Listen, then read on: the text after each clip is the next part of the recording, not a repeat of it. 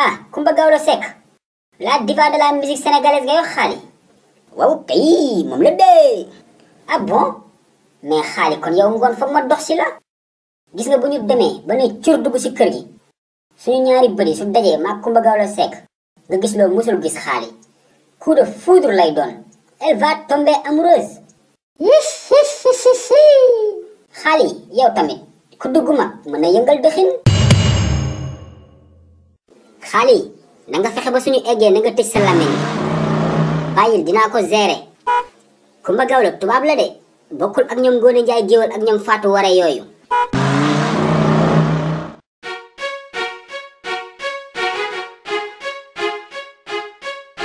waa Malick yow dangay dox rek moytul naaj bi naaju si biiru la. non mère sori moon si tali bi rek laa doon dem sama papa maa ngi daje moom sax fu mu jëm noonu. sa papa waaw takk la jëm doomu ndey Njaay bi la ñu maye fii si jàkka ji. lan paa bi kañ la daan dem takk di sol yëre tubaab. moo yow sa papa romb fi léegi sol caayam ju weex ji yor mbuus bi bu la nga naan yëre tubaab la sol ba mu ñëw fekk ma fi rek. mais Xaali ana Gawlo na gaaw bokk sànq ba léegi ñooy koy xaar.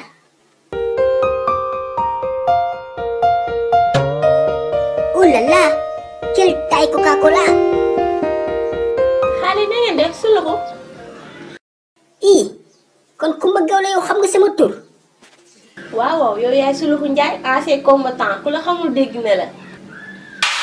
waaw matricule 259 F10 30 yow nag yaa ma xam.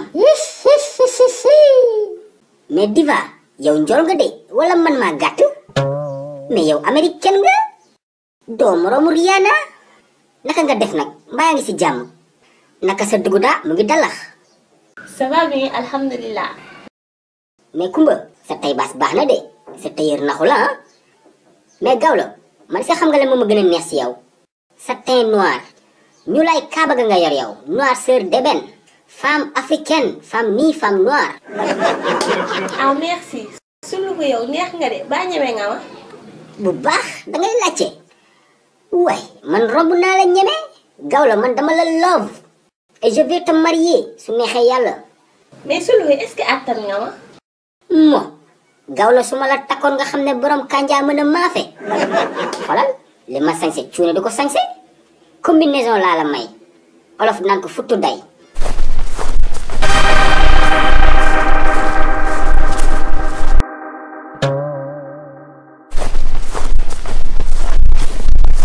waaw wala boog père yow li nga ma def noo ko mënee wala boog yow ma leela sama yére nga ne ma 18h30 di nga ma ko indil yow gis nga heure bi jot wala boog.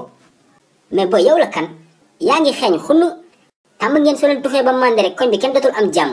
waa papa Suluxu yow lu la dal yow nga ñëw sama boutique nee ma looy la yére da nga war a dem gis Kumba Gawlo Seck ba pare nga ñëw fii naan ma ay yee.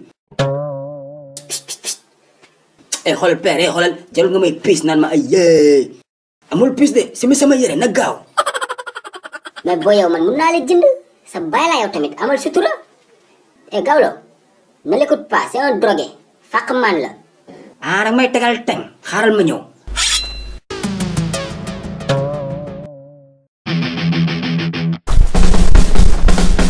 waa Xaali kii Kumba Gawlo la wala Ami Mbàkke Caam ëpp tëllaw waay Xaali Kumba Gawlo raw melax yow waay Xaali bàyyi naa àdduna waay lii mënul nekk waay.